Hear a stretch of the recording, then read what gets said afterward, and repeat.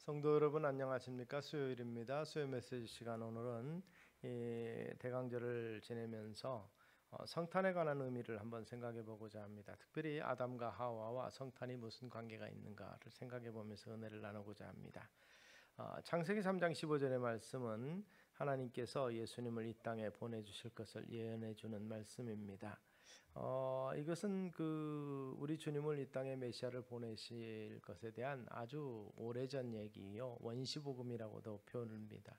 그래서 아담과 하와라는 이 인물과 관계되는 것이 곧 성탄이 되는데, 이것을 가만히 생각해 보면 예수님이 이 땅에 오신 이유가 바로 아담과 하와 때문이다, 이렇게 볼 수도 있습니다. 왜냐하면 아담과 하와가 범죄하였기 때문에 그로 인해서 생명실과를 먹지 못하는 하나님의 자녀들에게 새 생명을 주기 위해서 예수님을 이 땅에 보내셨기 때문에 그렇습니다. 그런 면에서 보면 부정적인 측면에서 성탄의 시작이 바로 그들 때문이다, 이렇게 말하면 좀 너무 앞서간 게 아닌가 싶기도 하지만, 그러나 이 부분을 우리가 생각을 해봐야 됩니다.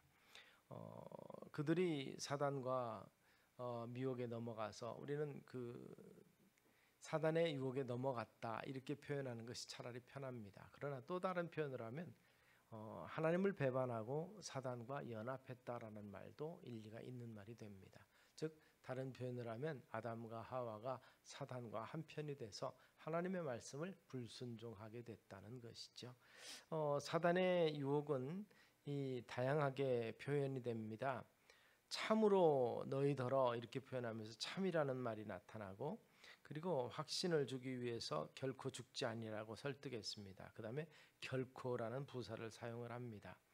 또 먹게 되면 눈이 밝아 하나님과 같이 되어 선악을 알 줄을 하나님이 아심이라, 그래서 못 먹게 했다, 이렇게 유혹합니다. 극단적인 거짓말로 유혹한 것인데, 여기서 사탄의 무기가 바로 우리를 의심과 거짓에 물들게 만드는 것이 사탄의 무기라는 것을 알 수가 있습니다. 그래서 야고보서는 기도를 가르쳐 주실 때 의심에 관해서 이렇게 이야기를 합니다. 의심하는 자는 마치 바람에 밀려 요동하는 바다 물결 같으니 이러한 사람은 무엇이든지 주께 얻기를 생각하지 말라. 두 마음을 품어 모든 일에 정함이 없는 자로다. 의심하는 것, 하나님을 신뢰하지 못하는 것, 이게 문제가 된다는 것입니다. 이러한 의심을 만들어내는 존재가 누굽니까? 바로 우리 속에서 역사하는 사탄이라는 것입니다.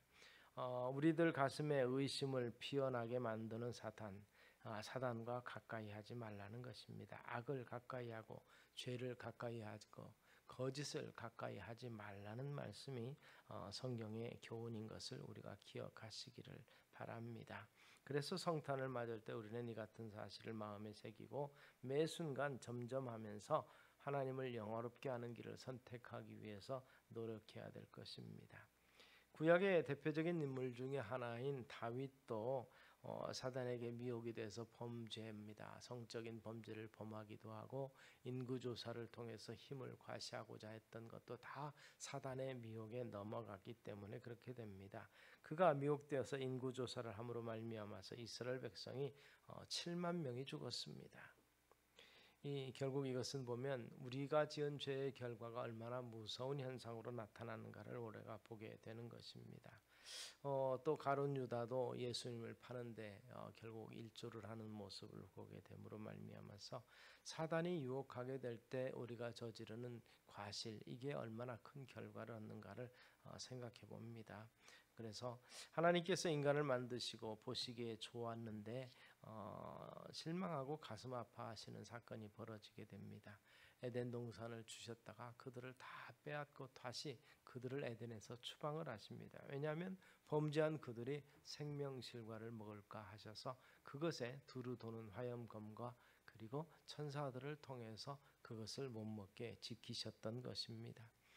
시작은 그렇습니다. 범죄하고 하나님을 불순종하면서부터 시작이 됐고, 선악을 알게 하는 열매를 통해서 결국 넘어가고 무너졌습니다. 죄를 짓고 말았고, 그 다음에 죄의 결과는 하나님의 낯을 피하고 하나님을 두려워서 피하는 데 나타나게 되는 것입니다. 정말 이것이 비극이지요. 바로 이와 같은 환경이 예수님께서 이 땅에 오셔야 될 만한 이유가 됐습니다.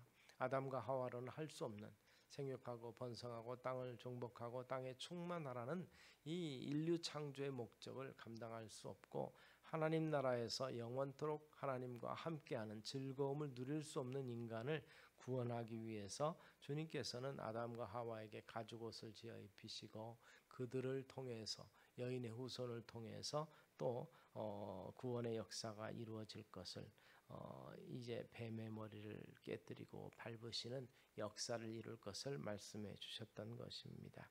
그래서 그러므로 형제들아 우리가 예수의 피를 힘입어 성소에 들어갈 담력을 얻었나니 양심의 악을 깨닫고 몸을 맑은 물로 씻었으니 참마음과 온전한 믿음으로 하나님께 나아가자. 히브리 기자는 10장 19절을 통해서 이렇게 권면합니다. 하나님과 관계 속에서 아담과 하와처럼 하나님의 낯을 피하는 것이 아니라 하나님께 담대히 나아가는 자격을 우리에게 허락하셨습니다.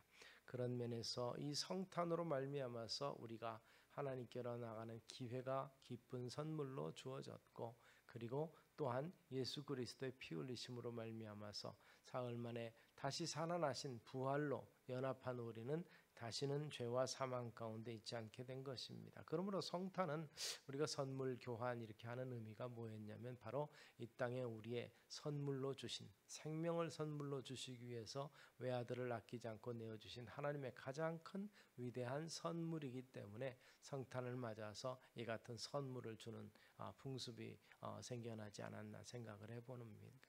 그런 면에서 우리에게 가장 큰 선물, 은혜의 선물을 주신 아버지께 감사하고 그 선물이 친히 되셔서 화목제물이 되셔서 우리 죄를 사하시기 위해서 이 땅에 낮고 천한 몸으로 오신 우리 주님을 영화롭게 하고 또 그 주님을 기쁘시게 하는 믿음의 삶이 우리 가운데 있게 되기를 소망합니다.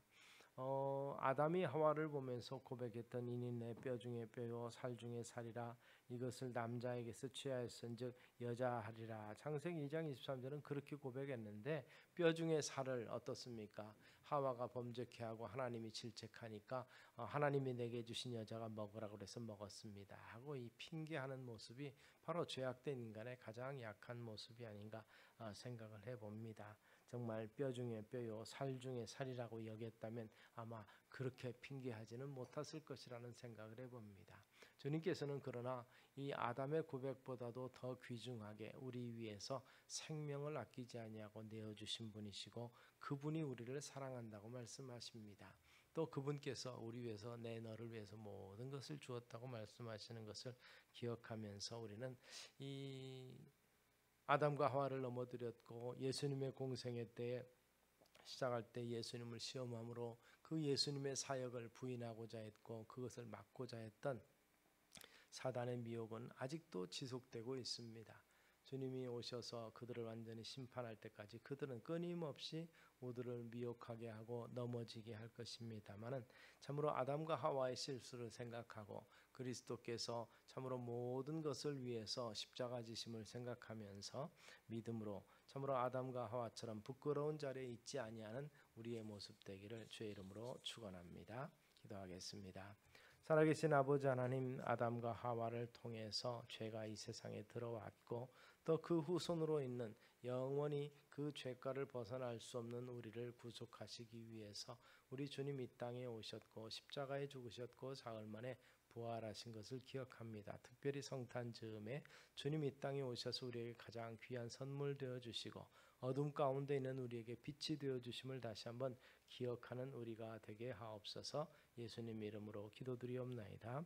아멘.